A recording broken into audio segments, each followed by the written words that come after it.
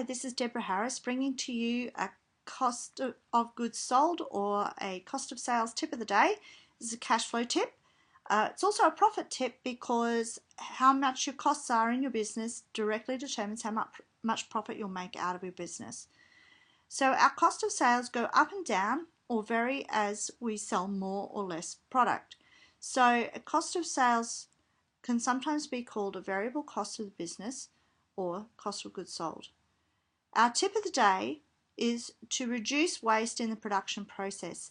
Now this is relevant no matter whether you're selling goods or services, because we often naturally put waste into a process.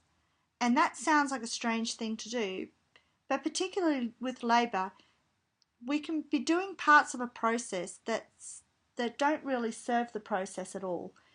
And think of some examples in your own business here.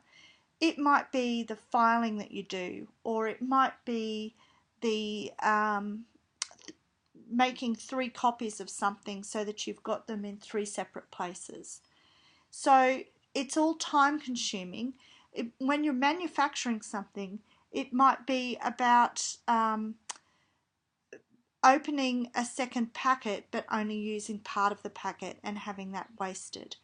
So there's a whole range of things that we can actually have waste in, and it's just being mindful of the waste. Now some waste is unavoidable, but wasting of time or wasting of materials is really something that we should be very mindful of. So if we're using a process of continual improvement, it will be someone's job to go in and have a look and say, you know what, we're not actually converting all of that to value.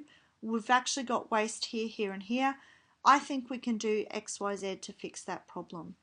And the reason we might do that is just to be constantly mindful of making our businesses value oriented, so that we're always contributing to value rather than detracting from the value of the business. So that's my cash flow tip of the day on cost of goods sold.